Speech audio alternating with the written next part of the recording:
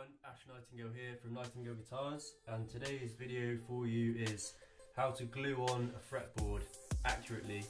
I will also include in this video a bit of machining, ripping the edges off of this on the bandsaw and a routing operation. So let's get stuck in.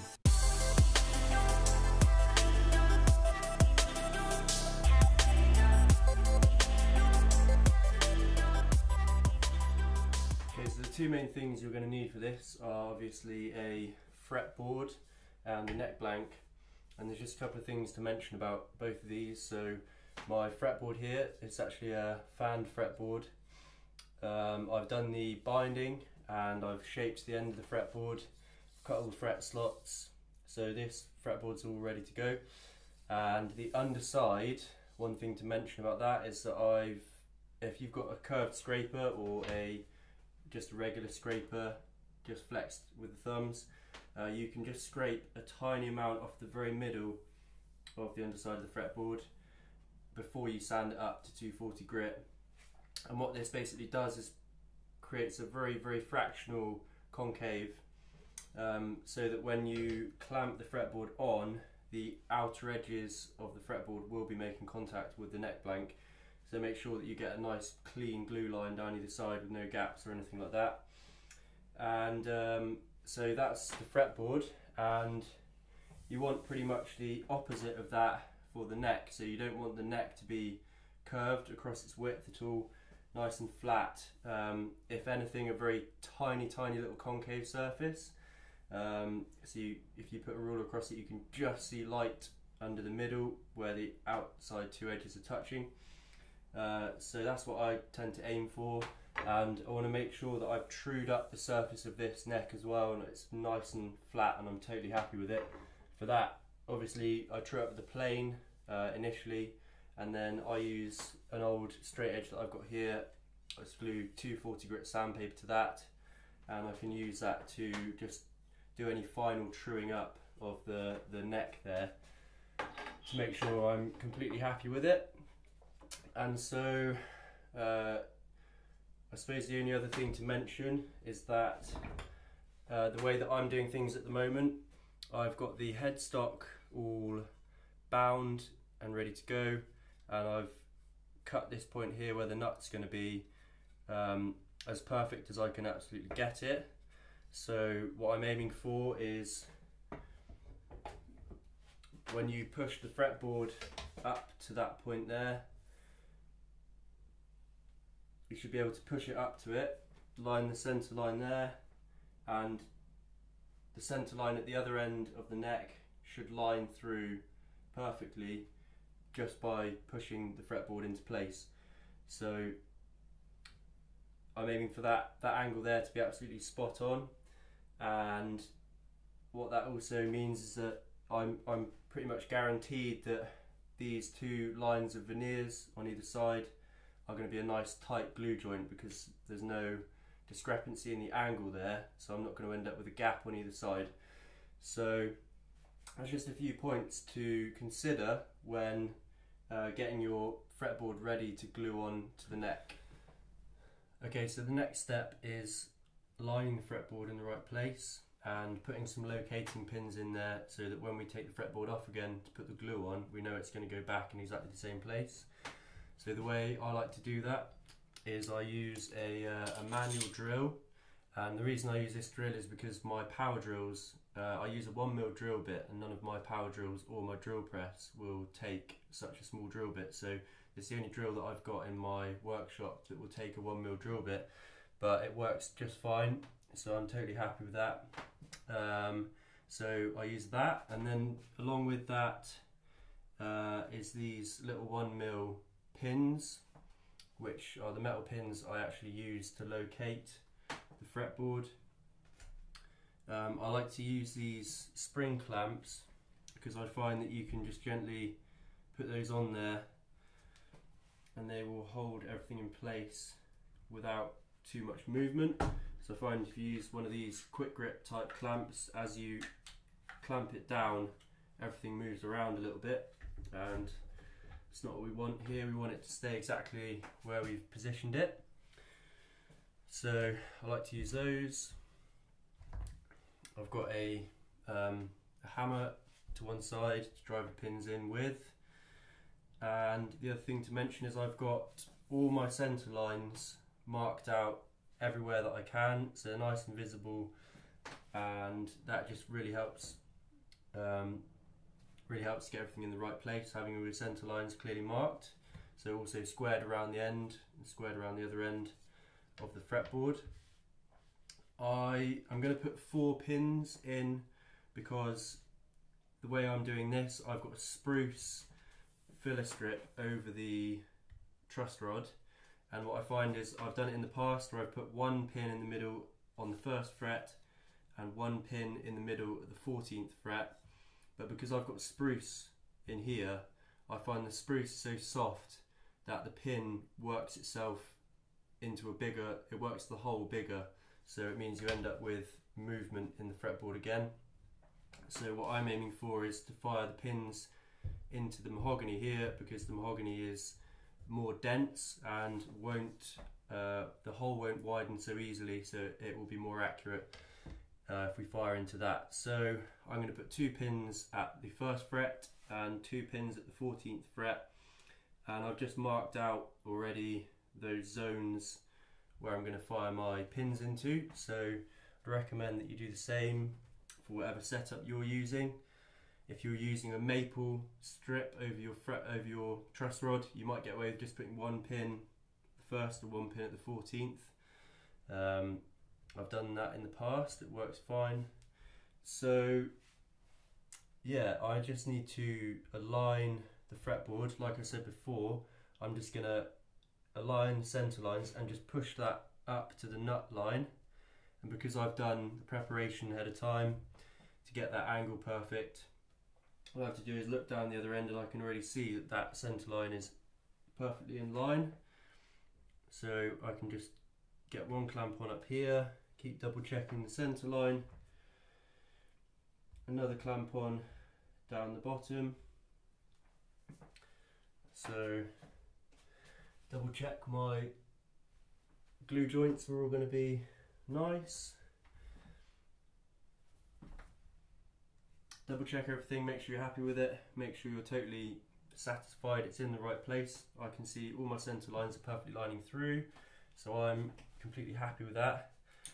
So what you want to do is go into the fret slot itself with the 1mm drill bit.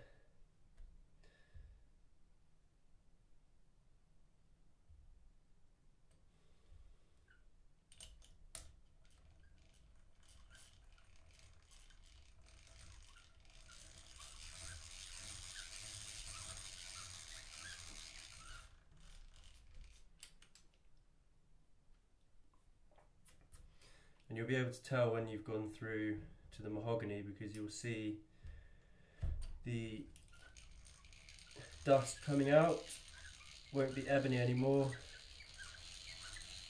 You'll be able to see the light colour of the mahogany. I'm still getting ebony there.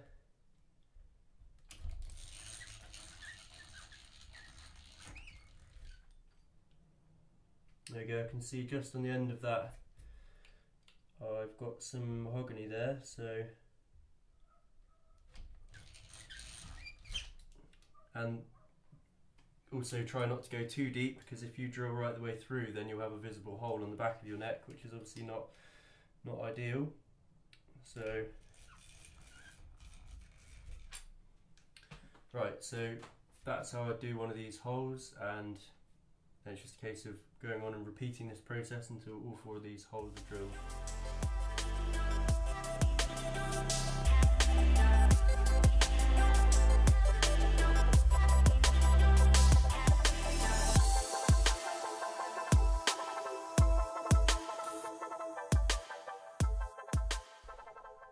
Okay, so now we've got our 4 holes drilled. It's just a case of putting the pin into place.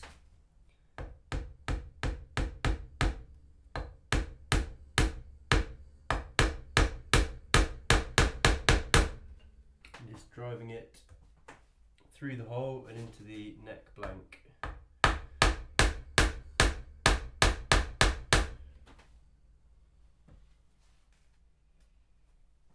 And this is where it is important that the hole and the pin are the same size, because you don't want to risk splitting the fretboard.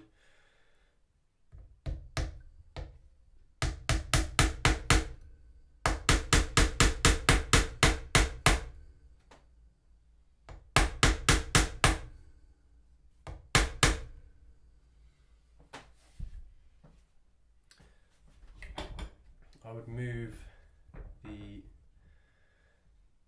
neck along in the vise to do these lower pins, because I don't want to stress that end of the neck by having it clamped at the opposite end of the neck. I want to support the bit I'm actually working on.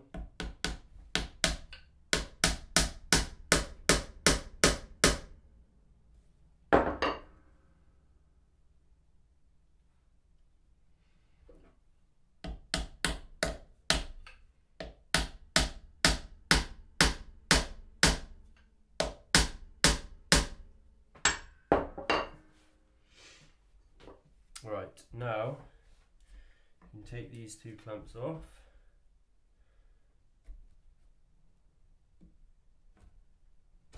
and the fretboard will come off. And if you look underneath the fretboard, you'll be able to see how far the pins are out, and I can see one of these, yeah, 3 of them are okay, and one of them I didn't quite drive through far enough. So I'm just going to place that back on.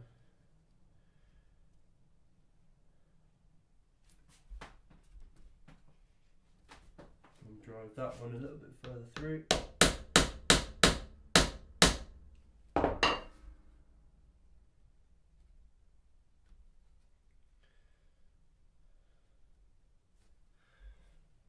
Right, I'm confident that that's going to be good enough now anyway. So the next thing is this softwood caul that I'm going to use to put over the fretboard whilst I'm clamping it down to avoid damaging the face of the fretboard. You can see I've used it before, some other holes through here which I've drilled to avoid the pins, but I need to do that again. I think this way up is going to be better. So the way I would do that is just to align it roughly where I'm going to clamp it on, and just because it's softwood, I'm just going to press it down into the heads of the pins, and when I turn it over I can see some marks there where the pins are, and then I just need to take that to the drill press and drill those four marks out to a decent size, you know, 6 to 8 mil, something like that. Give these pins plenty of clearance, and then when they're drilled out, that is suitable clamping caul that will avoid these pins nicely. Okay, so it's always a good idea to do a dry run. That's what I'm doing here, just to make sure all of the depths of all of the throats of the clamps are set. It makes it nice and easy and a bit quicker when you're coming to actually do the glue up. Also, just looking out for any gaps, making sure that you're not going to be trying to force anything together that doesn't want to go together once you've got glue all over everything. And yeah, just giving everything a double check and making sure that things are as stress-free as possible when you've actually got glue on everything. Okay, so I'm all ready to glue up. So got my clamps there, fretboard, clamping caul. Just a case of getting some glue on everything.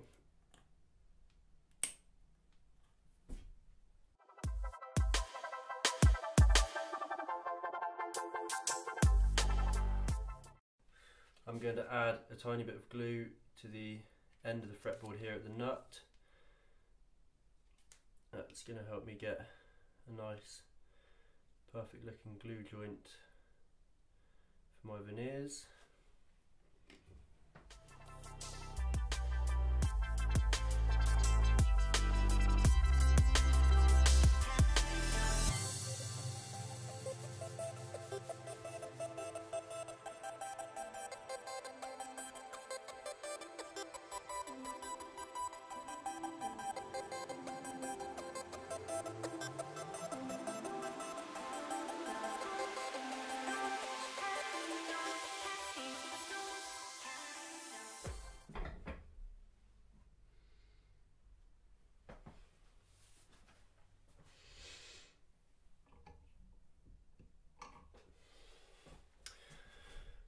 Right, that's all the clamps on and glue up finished.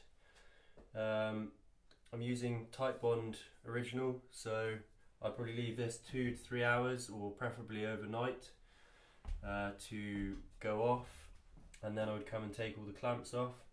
And it's good to see glue squeeze out all the way around the fretboard. You know you've got a good joint if you've got glue squeeze out all the way around.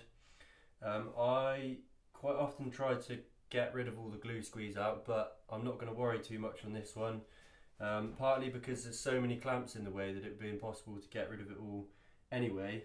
And the other thing is, the next process for me for this is to put it over the router table. So the router table will remove all of that glue squeeze out anyway. So that's it for now, and I will come back and show you when I take the clamps off. Okay, so I left this overnight and I took the clamps off, and there's a clamping coil off as well. All that's left now is these 4 pins, which I need to remove. So I just remove these with these old nips that I've got, and you can just carefully work the pin out just a little bit at a time. And occasionally you might get a little bit of breakout, a little bit of the ebony might pull out, but as long as it's not a huge chunk, it's okay, because at this point in time the fretboard's still flat and it still needs to be radiused. So if you've got a tiny little chip here, don't worry too much about it, because that will all get taken out when the fretboard gets radiused. But saying that, it still pays to be careful when taking these pins out, and do it a little bit at a time.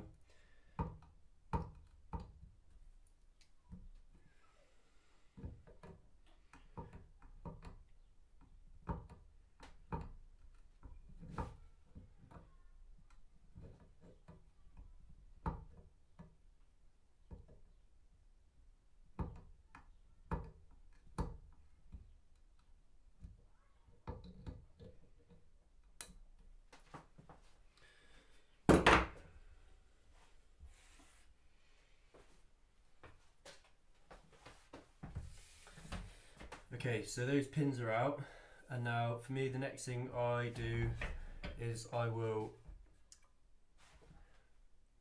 rip these mahogany edges off, because obviously that's all oversized at the moment.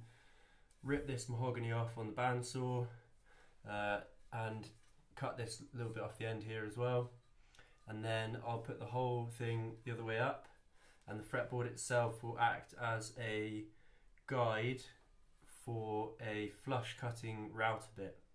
So I'm going to take this to the bandsaw.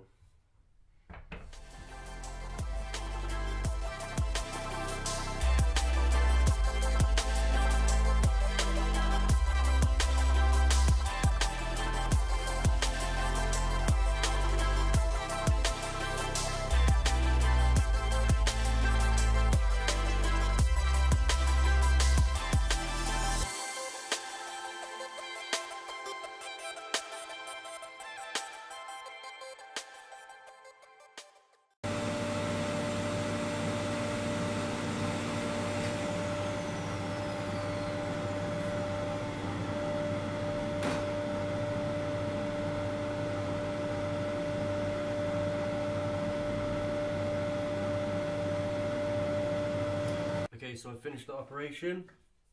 I've given the edges of the neck and the transitions a little bit of a sand, and also the end of the fretboard there, where there was just a little bit of glue left over after all of that. And this is a really nice part of the process to be at, because it turns quite a rough neck blank and a fretboard into something that is getting fairly close to looking like a finished neck. And it's really nice to put it on the guitar at this stage, and everything's starting to look quite nice and close to being finished. So a nice place to be. So thanks very much for watching this video. As always, I hope it's been informative. Please like and subscribe if you haven't done so already. Other than that, keep building, and I'll catch you soon.